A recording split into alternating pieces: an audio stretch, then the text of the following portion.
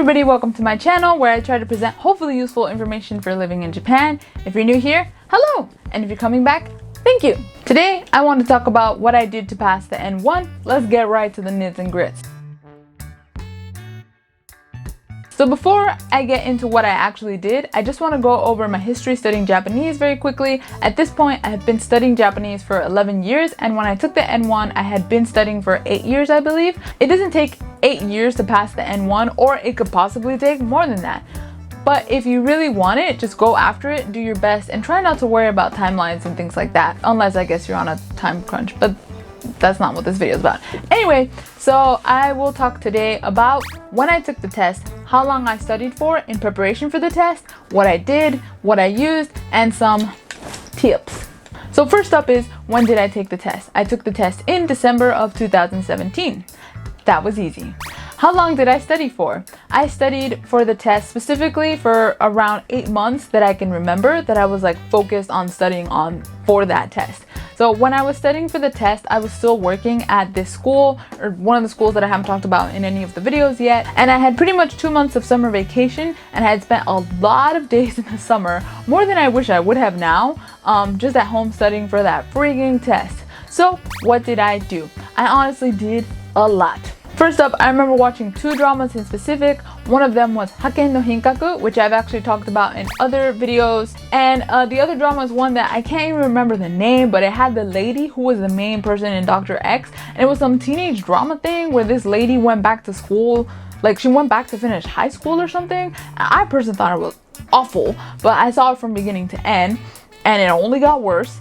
For the first couple of episodes, I downloaded the scripts. I think that this was for another show. I don't remember if it was for this show, but for the first couple of episodes of some drama, I downloaded the scripts from some site online that has a bunch of Japanese drama scripts, and then I shadowed the characters to the best of my abilities, and I would record myself shadowing, and I would listen back to myself shadowing, and I would just keep trying to fix the parts that I thought sounded kind of wonky. And I think after a while I gave up on shadowing them, and then I would just watch the show, or I would listen to the show in the background as I was putting words into my Anki deck, which I would do like for 3 to 4 hours straight sometimes. So Anki is another thing that I did, but also a thing that I used, I guess. So I would spend literally hours putting in all, and when I mean all, I'm not exaggerating, I mean all of the words from the kanji book that I bought. So the kanji book that I bought is here. It's this one, this yellow one, the Shinkansen Master. So yeah, I would spend a lot of time putting in the words from that kanji book into an Anki deck that I had, and then I also put in words from the vocabulary book, because they also had a Goi book. This one. Hey, sorry if everything looks different. It's because my battery ran out, so I had to charge it, and then I couldn't do it the same day because I fell asleep, and then there was an accident on my shirt. So I showed you the kanji book, and then this is the Goi book. Not all of everything that I did was a hanamaru. Obviously there were a bunch of like mistake pages, but it just so happened to be that that page that I opened up to had a hanamaru. So from the vocabulary book that I bought, I think that I put most of them into my deck. I would look up sample sentences for the words, and I would put those into the deck as well. I don't particularly like doing it, but I would also put pictures of things that I would forget often without visual aid. So I would study using Anki when I would walk up this like 15-minute mountain that I had to climb every day to get to the station. So to and from work, and on the trains, going to and from work, and pretty much anywhere if I was on the train, I was studying Anki. And I would also study Anki while I would eat as well. I would also just try to have some kind of Japanese playing in the background, be it a drama or some kind of show like about social issues. For example, I really like Kurosawa Gendai, which you can find on YouTube, and that's how I would watch it. Next up is, what did I use? I mentioned just earlier Anki, some dramas and shows about social issues on TV. I also watched a lot, excuse me, not a lot. I watched all of the grammar videos for the N1 from the Nihongo no Mori channel, which you can find linked down below. I have the notebook here with all the notes I took, because, let me show you the notebook actually.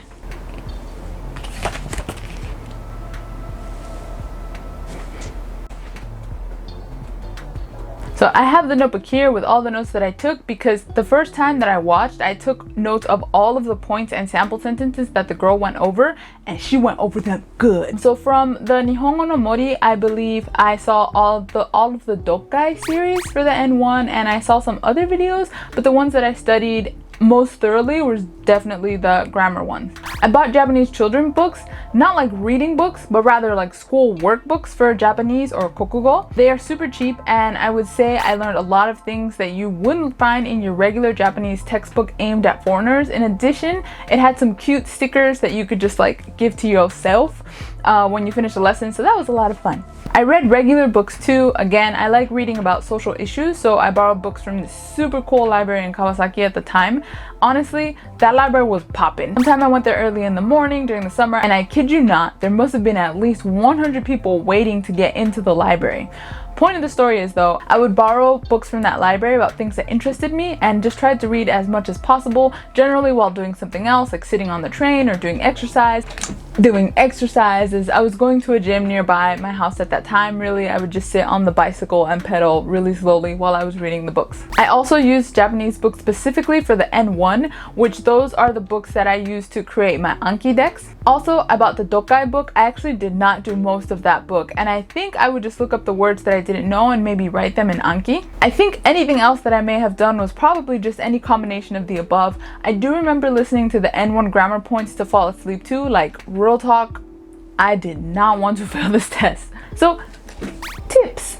Unfortunately, I do not feel that I have a lot of tips other than number one, knowing what learning style works for you best, as that will help you absorb the material at max capacity. For me, I know that writing things down helps me remember it significantly more than if I don't do so. So that's why I wrote down all of the grammar points watching the N1 grammar video, and that's why whenever I look up a word, if I'm using a textbook or a notebook, I will look up the word and write down the meaning. I usually look up and write down the meaning in Japanese when I'm like studying, not just in passing, unless I absolutely do not understand the concept whatsoever in Japanese, or it's something that I don't even understand in English either. So when I see that word, I'm like, oh, I have no idea what this means in two languages. Number two, give yourself time to study.